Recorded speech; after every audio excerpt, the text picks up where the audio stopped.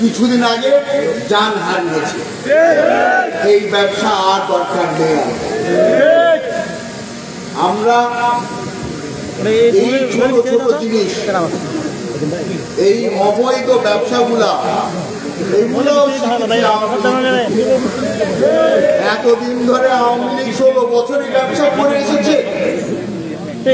গ্রামের পর গ্রাম নদীতে ভেসে গেল এই বালির ব্যবসার কারণে।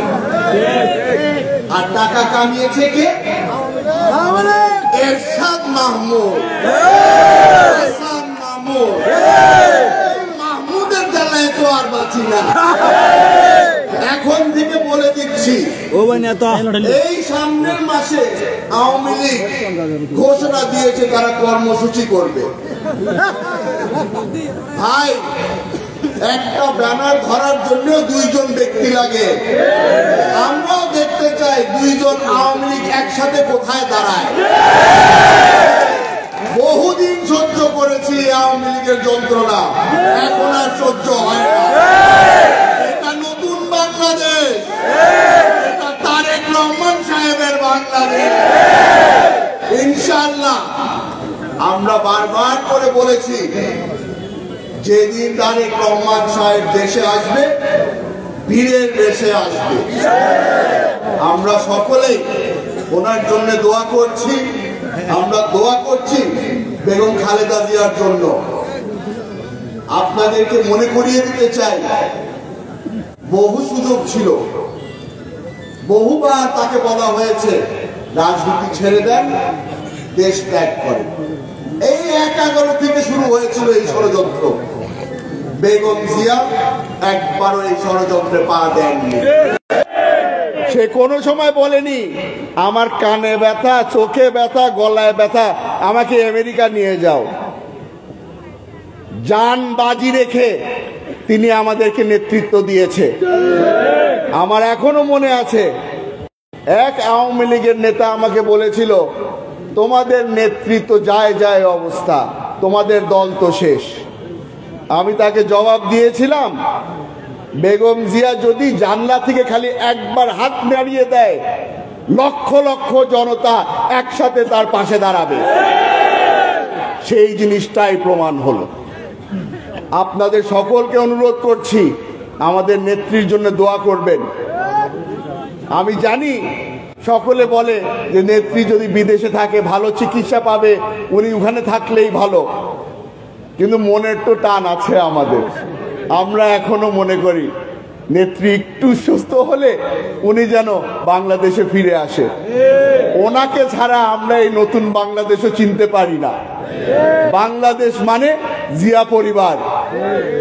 একজন না একজনকে তো এখানে থাকতে হবে আমাদের হাত ধরার জন্য। আপনাদের সকলকে আমি মন থেকে ধন্যবাদ জানাতে চাই। প্রোগ্রাম শেষ করার জন্য না, ধন্যবাদ জানাতে চাই, কারণ আজকে আপনাদের সামনে যে আমি দাঁড়াতে পেরেছি,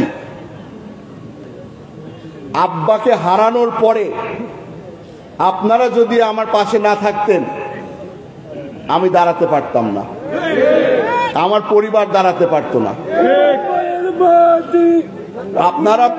আপনারা প্রমাণ করেছেন যে রাঙ্গুনিয়ার মানুষ সালাউদ্দিন কাদের চৌধুরীর আসল পরিবার। সালাউদ্দিন কাদের চৌধুরীও প্রমাণ করেছে যে রাঙ্গুনিয়া তার বাড়ি, কারণ তার শেষ ইচ্ছাও ছিল তাকে যেন রাঙ্গুনিয়াতে দাফন করা হয়। আজকে অনেকে অনেক কথা বলে, তবে আপনাদের সামনে আমার পাশে যারা দাঁড়িয়ে আছে একজনও আমার ভাই না, সব কিন্তু আমার চাচা। কারণ এরা সবাই আমার বাবাকে ভাইজান ডাকতো। পিছনে যারা আছে তারা আমার ভাই। এই চাচাদেরকে আমি একটু ধন্যবাদ জানাতে চাই, কারণ ওই শেষ মুহূর্তে যখন আমরা আব্বাকে বিদায় দেই, আমি ওনাদেরকেই ফোন করে বলেছিলাম যে আব্বাকে রাঙ্গুনিয়া নিয়ে আসছি। জীবিত মানুষের জন্যে তারা রাঙ্গুনিয়াতে কবর খুঁড়েছিল। পরবর্তীতে এই শেখ হাসিনার নির্দেশে আমার বাবাকে আমরা রাউজানে নিয়ে গেলাম, ওই শেষ ইচ্ছা পূরণ করতে দিল না। তবে আপনাদের ভালোবাসা প্রমাণ করে দেয় যে সালাউদ্দিন কাদের চৌধুরী রাঙ্গুনিয়াতেই আছে। আর যতদিন আছি ইনশাআল্লাহ রাঙ্গুনিয়ার সন্তান হিসাবে আপনাদের পাশে থাকব, আপনাদের ভাই হিসাবে আপনাদের পাশে থাকব।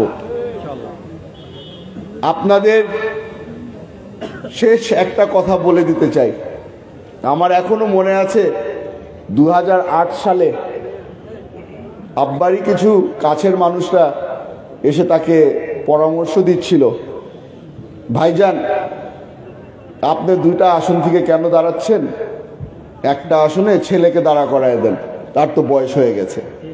আমার কথাই বলছিল।